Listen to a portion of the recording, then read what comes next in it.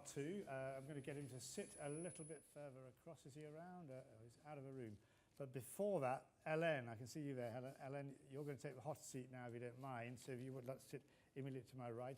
We're going to continue the discussion looking at the legacy airlines approach to low cost and how that's changing. And a very interesting week, particularly to have people from the Air France-KLM group.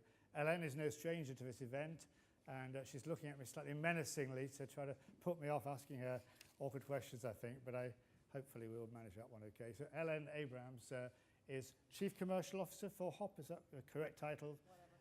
Helen, in fact, set up Transavia France, as we mentioned earlier on. So Ellen's joining me. Matthias, is he out having a coffee or something? I think he went out. Okay, we'll get Matthias back in a minute. And I'd also like to welcome to the stage, I can see him over there, Pete McGlade, who has, I think, been on a panel earlier today. And Pete is also a regular at this conference. Pete McGlade is from Southwest Airlines, which really is where life began as far as low-cost airlines are concerned. So Pete, welcome to the stage. We're going to look now at the legacy groupings, and if somebody could sort of send out word for Matthias that he's needed back on stage as soon as possible. We're going to continue looking at the Air France-KLM group and indeed at others. Ellen, let's just kick off with HOP. We have had you here before talking about HOP. How old is HOP now? About 18 months or so? Yeah, nearly 18 months flight. Okay. So HOP came along early last year, looking really at the French domestic market, a new way for the Air France group to serve routes outside of those that are feeding the hub, or primarily the routes that are feeding the Charles de Gaulle hub. And it's going to have a new direction coming up. But just remind the audience, or those who don't know about you, what is your key raison d'etre, your key mission in life within the Air France group? We are a new brand in the Air France group, operating all the regional aircraft of the group. So we fly anything from 35 to 100 seaters for three different originally named airlines who have been renamed under the HOP new brand. We started a new business model also on the French market, and the first flights started in summer 2013. So yes, we have been flying 18 months more or less. And all the airline that we are flying now are operating domestic and European, welcome back, and the European network. We do two business. Some of our aircraft feed the hub for Air France. So we among the 100 and a little bit more than 100 aircraft we fly, there are a number that are leased to Air France and part of the network of the hub in Charles de Gaulle. And we sell also our own brand on some of the domestic and European routes that we operate more than 500 flights a day. And we fly quite a number of routes outside France. And we have this fascinating route between Amsterdam and Clermont-Ferrand. And most of you, I'm sure, know where Clermont-Ferrand is on the map. But we also fly some Brussels, Prague, and a lot of Italy routes. And we have a hub in Lyon, flying more or less 24 different routes in and out of Lyon, which is the second largest economic region in France. Now, Ellen, I was a bit worried when I was talking with the people from Terrapin last week, and we were planning this panel, but I might not have you with me today to ask these questions, because as we heard earlier in the day, the Air France pilots are largely on strike today. And I thought, well, HOP is part of Air France, Ellen's pilots are going to be on strike too. She'll have to be back at the ranch, so to speak, cracking the whip and trying to sort this out. But your pilots, I read, have actually been speaking pretty well in favour of HOP, and they're not part of this strike. No, the strike, this is very difficult to explain, but the strike is definitely the Air France pilots. HOP is HOP Regional, HOP Air Linéaire, HOP Britair, 3 carriers operating with its own crew, 1,000 crew, and they are not on strike. And it's very difficult to tell the customers that we are not on strike. They're cancelling their reservation on us as if we were on strike, but we're not, at least not now. And of course, it's an issue to explain within a group that you have different brands, and we were talking about Transavia brand. Pilots of Transavia France are not on strike. A few of Air France pilots at Transavia are on strike, but it doesn't prevent the Transavia to flying every day today. But Air France is deeply hurt by this strike. And yes, I also questioned whether or not I would come, but not so much because of the strike, because I took the Eurostar, one station from here. St. How can you Pancras use that railway word? station. How can you use Yeah, that well, word, Ellen? I can use that word. The French railway is my first competitor before any low-cost carriers. There are a few, of course, low-cost carriers also operating on some of roads, but I can tell I have no competitor on the Clermont-Ferrand Amsterdam road. But at the end, I was probably busy, and I escaped from home because we're preparing the next story of Hop now. Yeah, well, let's just stick on that for a minute, because when we've spoken before, and I don't know if you were here last year, I do remember one of the panel discussions when we had the illustrious Michael O'Leary here, and he was asked by the interviewer on that occasion, what about these legacy airlines? And he talked about Germanwings, it won't work, and he said, Hop, high ordinary prices. Ha ha. No, we have a very different way of using the HOP in French. But this is definitely something that we're working on. And we use it as human, open, and partaking, which I think is a lot more what we would like to do. But this is an internal thing that we are trying to gather people from different originally historical airlines to a new story. Well, I was going to say that to me seems like you're shackled, that you were born with a difficult inheritance. I mean, you were 3 airlines in France, not only 3 airlines, but I mean 3 different kinds of aircraft between turboprop and jet, and undoubtedly 3 different sets of labour agreements. But that is, it's going to change now, isn't it? I mean, this is part of the story last week. Well, if you can tell us a bit more about that's right. that change. The story today is to bring, well, the choice made by the Air France KLM group is to believe that there is a place for regional traffic in the group. Some other big traditional historical airlines have made different choices. But the story we're telling is that we can bring this to a profitable situation within the group, which desperately needs to have a financial balance on these operations. And we are now on track of the story we told the group to have this Hop story started. And by the way, the change is so important that the customers tell us how much they feel different with this. Flying the same aircraft as it was before, but under the franchise model of Air France, to a different business model, a different sales story, a different pattern, a different offer that we are now proposing on the market. And at the end, the customer came back to us. And what we are doing, and I don't know whether the French Railway, which was at the same table as me today, is still in the room, but we believe we can gain from the train, which is the first competitor that we have, and bring them back to the plane and explain that it's easy to fly. But what about, I mean, in France, I mean, yes, there's a big domestic market and people think about Paris to various big cities, but there's a lot of traffic in France that you're involved in that doesn't even touch Paris, between 2 different French cities. But EasyJet's over France, you could say like a rash now, or Ryanair is over France like a rash. They've seen this opportunity that in the past Air France didn't see. You're trying to come back. And I was looking at some of the words that have been spoken in the past few days about Hop being a business product, but resizing domestic bases. I mean, is this, you mentioned that other people, other legacy groups have taken different choices. So we see IAG is not in the UK regions, it's much less in the Spanish regions in its own right. Is this not, to put it bluntly, just a kind of an ego trip by the management of Air France? They cannot accept, for pride reasons, to get out of these French regional markets and just leave it to Ryanair and leave it to EasyJet and get on with what the Air France group does best, which is feed the hub and serve the world in Charles de Gaulle. Well, I have 2 different answers to this question. First of all, business is not about pride. Business is about making money. Business is to serve customers.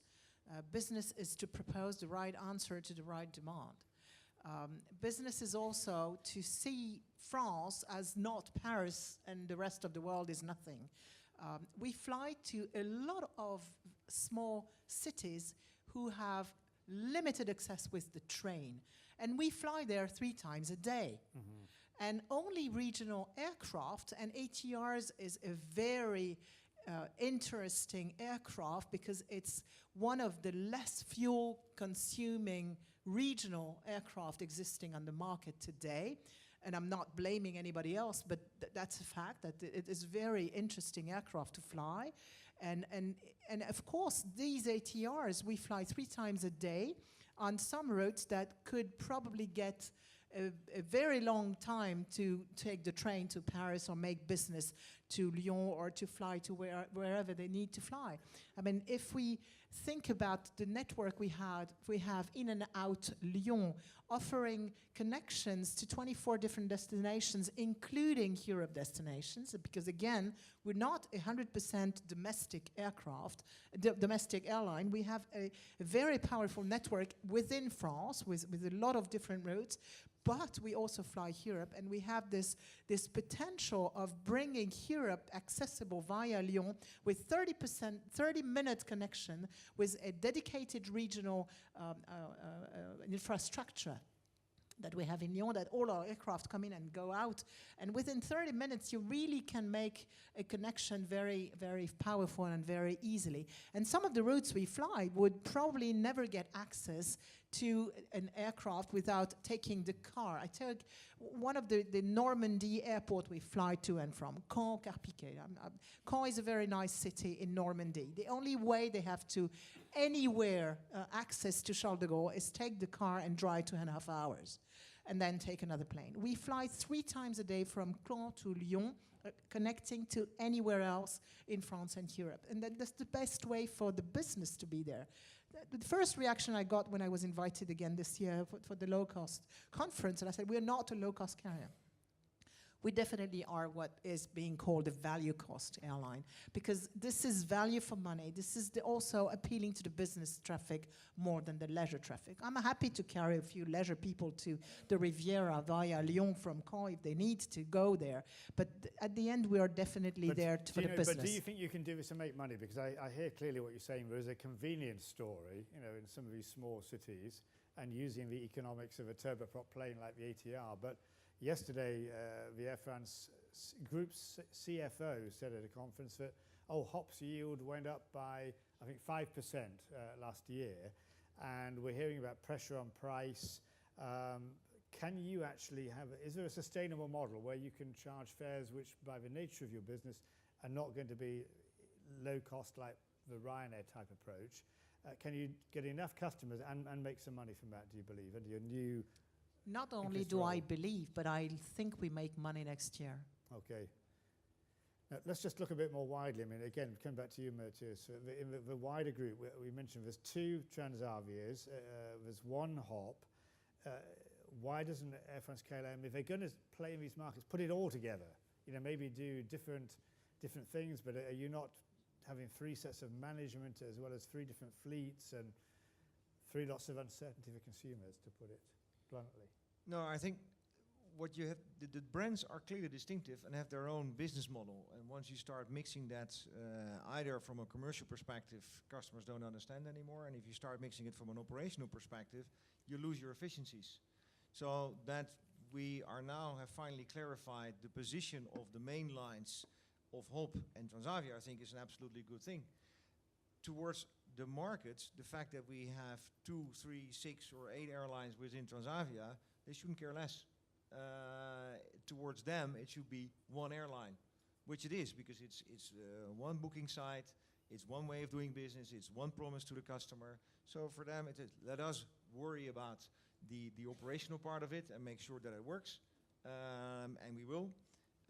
But to the customers, it has to be clear for what type of demand you want to use Air France or KLM, for what type of demand you want to use HOP, and for what type of demand you want to use Transavia. And I think that's clearly distinctive, and I think there are many examples of other companies who have actually also more than just 1 brand out there, serving, in the end, a larger industry.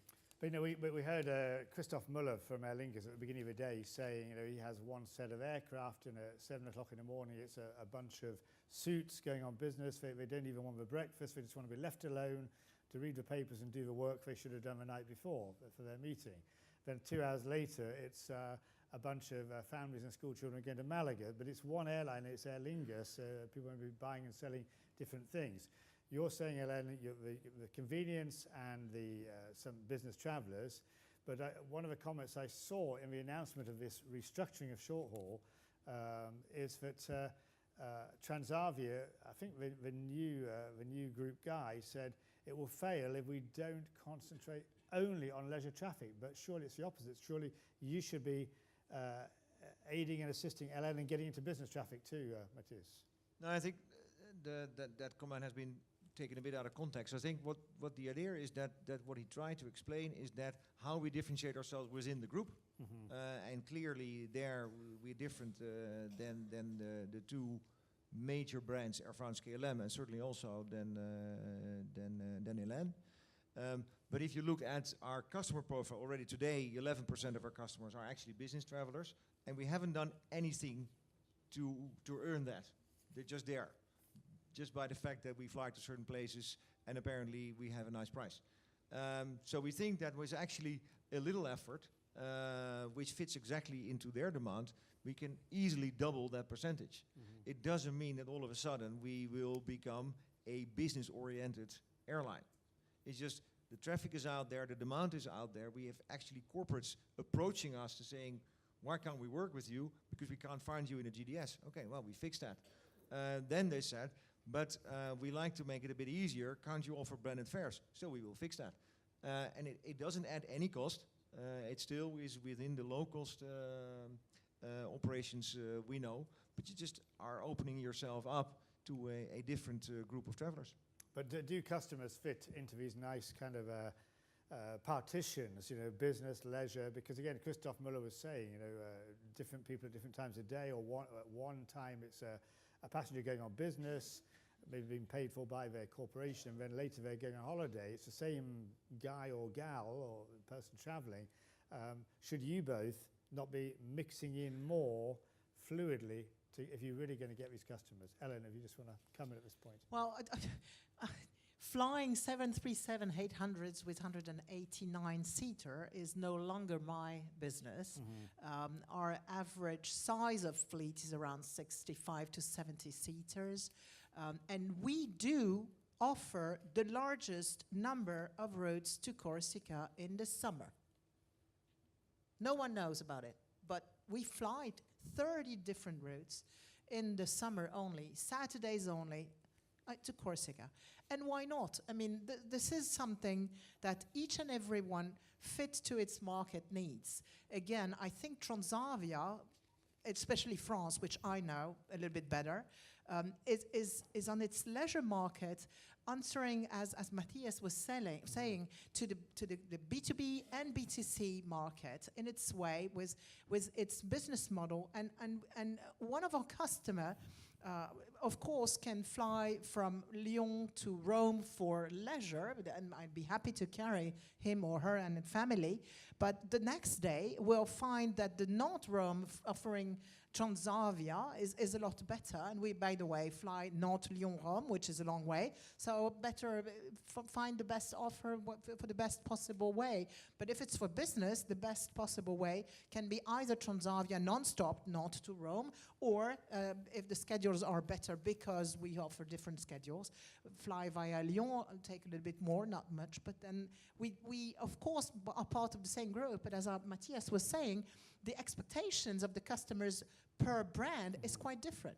Now, Pete, I just want to bring you in now. I mean, you sort of, you could say, been there, done that. You've got the T-shirt. You've been with Southwest for 20 plus? 31 years. 31. You've been with them 31 years. So we should have a round of applause for Pete for his time with Southwest. But Southwest, I mean, if I'm not mistaken, hasn't made a loss, not an annual loss. We've had a quarterly loss. No, since '73. Yeah. There hasn't been a loss. Now, what are your observations? I want you to be the transatlantic agent provocateur here. You come across the Atlantic via Scotland, I think. You try to do a bit of good work up there to get the right result of the vote on Thursday, whatever that right result might be. What advice and comments would you give to Matthias and Ellen as they sort of take the battle forward on behalf of the Air France KLM group with what you see from Southwest and indeed in the US market? Pray. Pray. Yes. There have been many of those examples within the U.S. in the last 25 years, specifically created as a focus on Southwest, and every single one of them failed after several years. we always took them very seriously. They mounted very, very strong tactical efforts. There was United Express, TED, Metrojet, Continental Light, and when you would look at them and see the construct and definition, they would go after the best people, and the people that would be dedicated and wanted to be reborn and focused and be effective competitors, and they were in the short term. And they were very aggressive, and they were very positive, and they provided strong elements of service. But what we found is that over time, no one suffered for their convictions. And what do I mean by that is that it's very, very difficult with a high cost, very union-oriented airline, other than the point, well, we'll give some part of it to be competitive with them, but we want to protect who and what we are elsewhere. We don't want to change. And to have those diametrically opposed views within the same corporation created such pressures over time that it started to melt down, including things that would almost be beyond comprehension in terms of middle management being at odds with each other, competing for resources, and then undermining the two sides of the business. And I don't know if it's just human nature or the way that it was defined, who knows. But it came down to a point you could not have two masters. And just in our experience, we had one simple focus for 40 plus years, doing one simple, stupid thing with one type of aircraft, and we still are trying to figure it out. The lesson from that is that to be as good as you can be on what it is that you do takes all of your effort, because we are flawed and limited. And even when you do that, it's still extraordinarily difficult to keep everybody on the same page. We've had different challenges because of changes in fuel cost and all the other carriers going into bankruptcy and coming back with lower baseline costs. We've had to evolve and adapt in the last several years. And even with our success over the decades and our focus and attention without deviation, it is still extraordinarily difficult to stay on that same page so that everybody understands what your objective is, and then do you really have belief in that? Our conclusion has been you can't be all things to all people. You can't even be a few things to many people. It's very, very difficult even to know who your customer is, know who you are, and be able to consistently, year in and year out, but not even just on a year-to-year basis, but a decade-to-decade business, which since, that's our objective, and I think most companies' objectives is to be successful in the long term, and that is the long term. That's the test of time. And we've seen many of the legacy carriers, some of them are doing reasonably well, some are doing quite well, and they're focused on who and what they are at what they do best, and they've had enough reformation. Will it take this time? I have a suspicion that it may, more so than it did in the efforts in the 80s and the 90s, which had many, many good ideas, many bright people working very hard, and had articulated very well and led people very well. It was still more than they could do. So that's just, what I've seen in the last 25, 30 years from the U.S. market. Okay, Ellen, do you want to come back on some of those points of Pete that he talked about, the issue of competing for resources, complexity, different masters? How do you see that from your experience in Europe, not only in your current role, but your experience previously, for example, in Transavia, KLM Group, Air France KLM Group? Do you feel more optimistic, or do you think are you going to get out there and get praying? I don't know whether I'm going to pray, but I've been in this business quite a long time, and I was lucky to work for different airlines and different companies as well. I'm a very optimistic person. It was mentioned earlier today, this morning. Who can tell that this business? I mean, who can tell that he's working in a sector still growing 5% every year, with still a great potential to grow. Competition is something. I mean, who in this room has no competitors at all? It doesn't exist. So I'm still very optimistic and still fighting every day and believe that we can make money. And what I very much appreciate from what you've just said in Southwest, focus on what you do best. I mean, we tend to forget or tend to think that we can do something different. That's not true.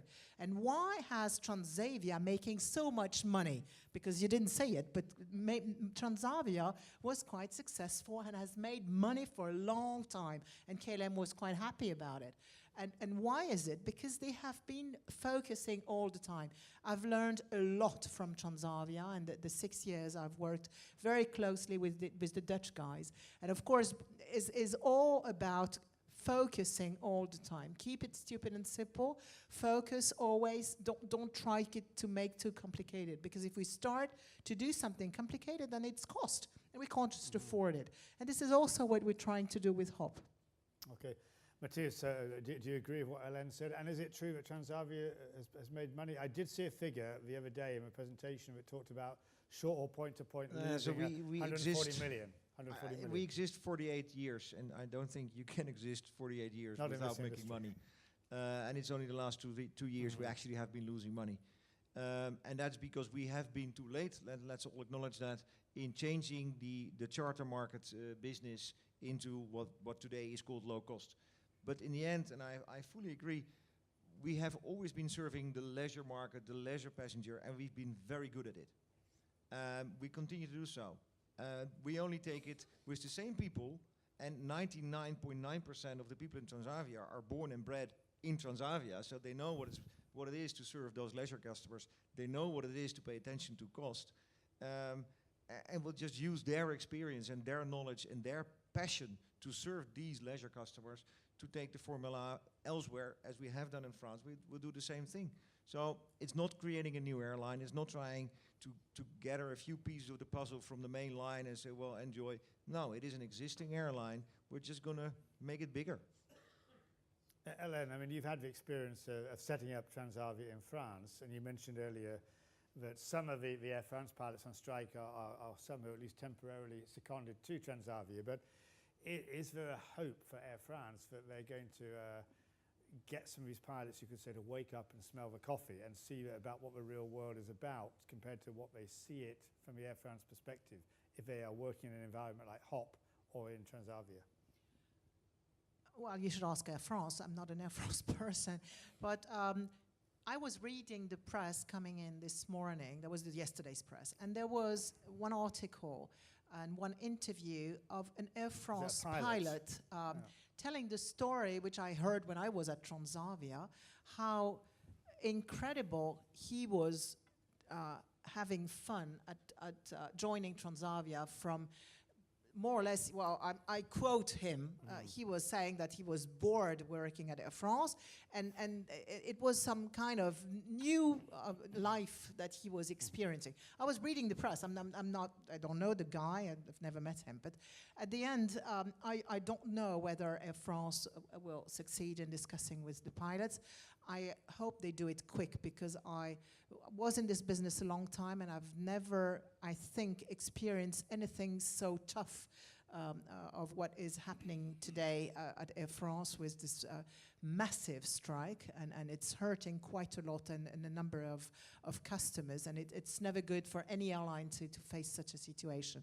So I don't have the answer to your question. Do you think that you guys, as legacy groups go, as network carrier groups go, have you got the right European solution? Because if we look at your peer group, talking about the parent group, we have Lufthansa set up Germanwings, made arguably the brave decision to hand over all their short-haul routes except the hub feed to Germanwings. That was last year's news, and we had the CEO of Germanwings here last year defending that. Yet in the last few months, they've come up with a new plan saying, well, we've got Germanwings, we're now going to have Eurowings as well, and we need a lower cost base. Then we have IAG, who has set up Iberia Express as a low-cost vehicle, more than anything, as a hub feed into Madrid, and bought, you could say, a ready-made fully functioning, profitable, low-cost airline. Which of the three is right, Matthias?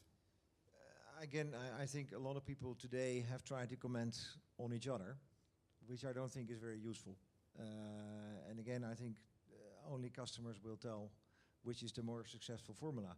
I think what the difference is between what we do is taking an existing airline, which has proven its success, which has the right genes, the genetic material, and just to make it bigger, is just like any other company will do. You invest in the more successful parts of your company. And I think that's exactly what's happening. And it's not like, okay, let's take this route and we give it to somebody else. No, we're not doing that. Each airline within the group will grow from its own business model, from its own positioning. And I think that's the only way to do it. So I believe in our strategy. I believe in what we're doing, certainly from a Transavia perspective, and I'm sure Alain will say the same thing from Hub. And what others think about their own model, I'm not there to judge. I think, again, let the customers judge. We'll see at the end of the year who's more successful. Alan, do you share that? Of course. Of course, because all the research that has been done on the brand value of the group, having several brands addressing several types of customers, have shown that we are on the right track. And we have enough information on what the customers tell us to be very confident. So I'm looking forward for the expansion of Transavia in Europe. I'm looking forward to the double hub system of parent companies, Air France and KLM, with the moving upscale of Air France, and they are doing a fantastic job. And I'm definitely looking forward to next year when we make money with Hub. Excellent, great. Pete, again, bring you in here at this point. You've described what happened to the US industry of the legacies, and as I just summarised there, we've got now a very different approach amongst the three European legacy groups. How do you see that? You know, do you think any of them has got a hope as opposed to a hop? And which one is it, if any? Well, that's always a question. You know, on an underlying business economic standpoint, particularly in Europe and North America, there has been a stagnancy in traffic growth. Where there haven't been low-cost carriers and you come in, there's growth there, and that counters some of the erosion elsewhere. But the more mature the market is, there has been an overall stagnation because fuel is expensive. Aircraft, even with the good airplanes coming, they're still relatively better. They're not absolutely better. We faced a position in the early 1980s where fuel went up dramatically from what happened in Iran. Fortunately, MD-80s and 737-300s were coming along compared to 727s. Quantum change, 40% differential. We're not seeing that now. It may be in 10 years, but for right now, fuel is a huge part of cost, and that's not controllable in some very real sense. The problem being that because of the economic loss of balance, not only in the US, Europe, but there's a world imbalance. We have seen stagnation in developed countries' income growth. Some of the emerging markets have had pretty good income growth, but it's off such a low basis. We've seen some pretty good, strong middle-class growth, and everyone's been excited by that. But in some cases, we've even started to see the wall being hit on that in some of the Asian carriers. It was great, great, great. Oh, it's not so great now because in certain areas, they're hitting the same walls that the rest of us have. The problem is, for example, in the United States, real income has not increased on an individual basis since about 1998. And we've had other costs that have continued to grow, and airfares are probably 50 to 75% higher on average than they were in 1998. So market stimulation's predicated on fares, real fares going down, and that's not happening. So there's been this sense and maybe a rationalization within the industry.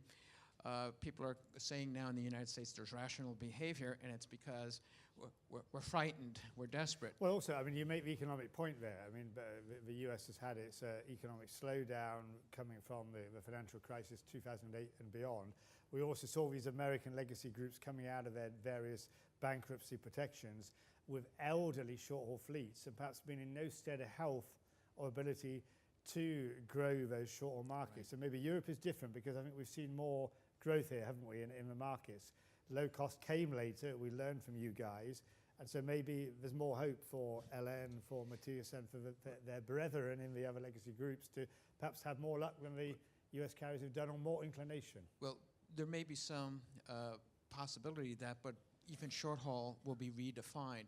Our short hauls used to be 228 miles. Short hauls that really work now are on the order of 400 miles. The legacy carriers, the 35, 45, 50 seaters, they're gone already. They were walking dead for a long time. Not sure 75 seaters under the set of circumstances are viable either. But everyone has had to adapt, and there has been discipline in the marketplace, and that has helped the industry. The scary thing is 10, 15, 20 years ago, break-even load factors were anywhere from 45 to 55, 58%. It's now 80% for every carrier in the US other than maybe Southwest and Spirit. And our break-even is in the upper 70s. Well, that's a very fevered pitch. You can't make big mistakes. So you will hear today people speaking about what they do in the winter because traffic does fall off. They reassign the fleet. They have flexibility. These are things that are logical and reasonable, but they're not exactly customer-oriented because in the past there was availability. You wanted to say, I have a seat for you 20 minutes from now if you want to go. A lot of times there is not a seat on any carrier now because you had to sell out several days before to hit your right marketing mix for revenues versus your cost. There's only big mistakes now in reality. So I think that has helped discipline the entire industry, and it has moderated the ability to have the Wild West competition that maybe we saw in the US in the late 70s. Thanks, Pete. Right, ladies and gentlemen, your opportunity. We've got some really interesting things, I think, coming out of this discussion. Would somebody like to put a question or a thought into the mix? You have a gentleman on the second row. We can just get the mic up. If you just introduce yourself and say who you'd like to ask your question to or give your comment. Okay, Chen Lei from University of Surrey. Okay, can I ask the panel a question? What advantages and disadvantages that LCC subsidiaries such as HOP and Transavia have against independent low-cost carriers, like right now EasyJet? So the advantages and the disadvantages of being a subsidiary. Being a subsidiary. Thank you. Yeah. I see more advantages than disadvantages. Advantages to be part of a big, very big group. So in the organization of HOP today, for example, we don't have any legal advisors. Why would we? We quite a lot rely on the group for basic things. We don't buy our own fuel. We have not our own insurances. I mean, this way of looking at things is definitely a very big advantage. I don't see any disadvantage. The basic things is how can we make our business, part of the group, become profitable, and anything that has to do is understandable by the group. If they can help us for it, they will. I don't have my own sales force. The sales force of the group sells it all. So the only sales force I have, well, may make my neighbor smile, is the charter people, because Air France doesn't have that at all in this organization. So I sell a few of the availabilities on charter for especially a launch of a new car, any kind of things that they need small aircraft to do that. So it's a lot of incentives. But the rest of it, it makes our life a lot easier because we don't duplicate the various functions. We are a very light organization. HOP is totally integrated. We have our own maintenance team, we have our own training teams, and we have our own crew and aircraft. So it's a today that we can handle it quite significantly on our own. That's to me, it's a lot of the advantages to be part of a group. Great. Matthias, do you agree with that? Or?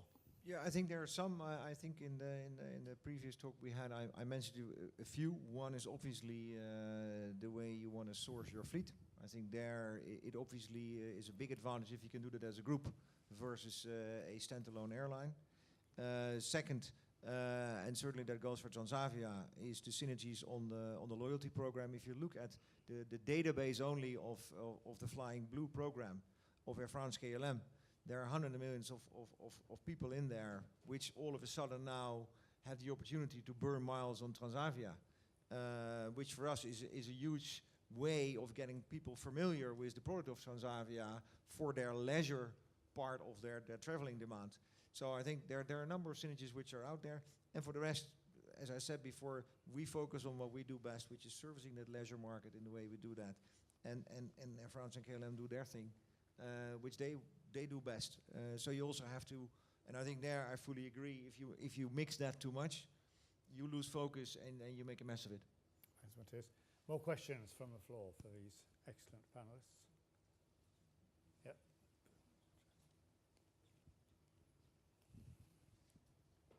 Bernie Baldwin from Low Fare and Regional Airlines. Hélène, I mean, Matthias mentioned fleet there and the potential for change and lots of new aircraft coming on stream. You've got 3 operators within HOP. Any potential for change within those, or do you like to keep them competing a little bit against each other? Or is there any way that HOP might end up with a single fleet like the other regional airlines, or maybe only a dual fleet, just back down to 2? Well, maybe one jet, one turboprop. I'm not the right person to talk about that, I must say. I'm selling those seats available, whatever they are, and sometimes I don't even know who's flying where. And it doesn't matter as long as it's a 50-seater or a 70-seater or a 100-seater. Of course, in the works we're doing now with HOP, we are looking and tracking any cost reduction we can make. So I think there is a group looking into fleet. Yes, it's a disadvantage to have a 100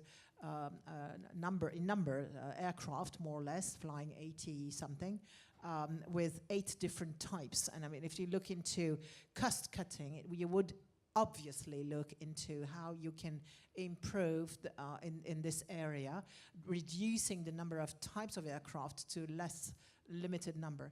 Whether we will go from 3 families to 2 or to 1, I have not the least idea today. What is even more important for us is to be able to renew the fleet. And if you want to renew the fleet, then you need to make money. That's it. Thanks, Hélène. Any more questions from the floor as we draw towards the end of the panel? Last shout. Okay, just one last one for me. I mean, we've had Ryanair on the stage a couple of times today. They are changing their spots, seemingly moving more into the customer-friendly business approach. And we're hearing your big steps to expand as of this last week. How much of a challenge is that going to pose? If Ryanair really changes its spots, is that going to undermine your plans for both of you? No, I don't think so. And again, I really do not like to comment so much on others. What I do believe is that if you really take a thing like customer experience seriously, you have to first acknowledge that you have a functional part of that, which is the on time, the simple boarding, the whole digital thing. You have to take care of that. But there is always, also for the business passenger, and there I disagree with some of the other people who have spoken today, also the business passenger would like to be acknowledged, would like to be taken seriously as an individual. And that is, in the end, your people who are doing that. And I think if there's one thing I admire Southwest for, is the way they have managed to manage their employee experience. And I think that is, in the end, the golden egg for an airline who really wants to excel in customer experience, is you really have to treat your people the way you want them to treat your customers. And I think that's something you have done extremely well. I've lived in the US for a couple of years. I've flown Southwest a number of times.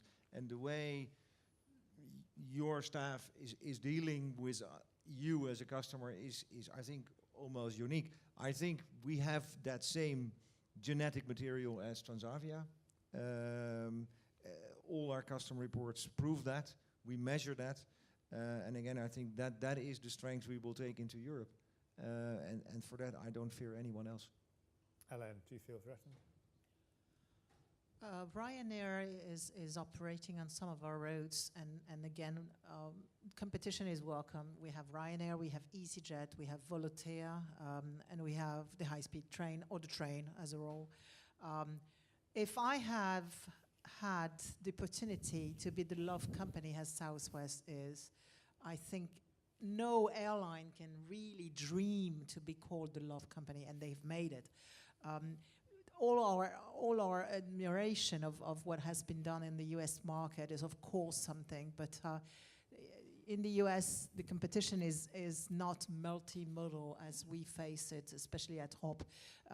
You have to keep in mind that we fly very short trips. It's anything between 50 minutes to 1.5 hours for some of our longest route. But at the end, the regional is a specific small traffic that a lot of low-cost carriers are not interested in, just because the potential for induction, for creating new traffic, is not as big as it is on larger trunk roads. So whatever the move is on the market or the future of an additional competitor, we have a few regional competitors on our roads sometimes. More than welcome. I mean, each traffic needs a specific answer. It's a market situation and it's a customer's expectations. Okay, thanks, Helen. Last word to you, Peter. I mean, Southwest or Ryanair came, learned from you guys, from Herb and yourself and the team, and then took it to a new extreme. They seem to be moving back the other way. We heard Matthias's comments and Ellen's admiration of your service ethos. What would be your last word to these guys if they stand a chance of doing what other legacies have not done and make this work? It would just be, as they've already indicated, is that an incredibly important thing is the relationship we have with our employees, because it is then manifest in their relationship with the customers. And if you don't have that, you don't have anything ultimately in the long term. And then it's just the attention to the detail of what the business is, dirt under the fingernails. Often we get enamored with issues about revenue enhancement and opportunities for customers and differentiation in the product. But the only way we're able to effectively offer those things is by having the dirt under the fingernails in terms of knowing what it is to get it done. Because there's a couple of things that you hear, optimization, the word, maximization on all this sort of thing, and efficiency and productivity. And I think there's two different definitions of that. One is taking something that has been orchestrated as a model, and you do it very well, but it's not a very good model, no matter how hard your people work at it, and no matter how much attention and detail to it, it will not translate. You almost have to find those barriers, and they have to be eliminated, in a sort of bottleneck way. And that from an operational standpoint, the system is designed so that the people executing against it have the tools to do well what it is that we have an aspiration. Then all the revenue enhancement ideas work even better. Whereas in the other way, there can be the appearance of it looks like it works, but if we kind of go in a way and kind of say, well, that doesn't really matter. It probably does. We're just convincing ourselves it doesn't. And often it relates to union sort of things and segregation of activity and work. So that's an operational thing. It is an operational business, but it's critically important that that operational capability be able to be executable for customers in terms of all these things that customers are telling us that they aspire to. Without it, we can't deliver it to them effectively and profitably in the long term. Right, thanks, Pete. So you've got to get your hands dirty, got to get your fingers dirty. Yes. Ellen Abrams, VP Commercial HOP, Matthias ten Brink, MD of Transavia Holland. We look forward to getting your scorecard this time next year to see how the first year has gone. Pete, thanks very much for giving that extremely wise perspective on the scene, and look forward to having you back again this time next year. Thanks to all of you, ladies and gentlemen. I'm not sure, am I handing over to Guy now? You're going to introduce the next section? Thanks very much, folks.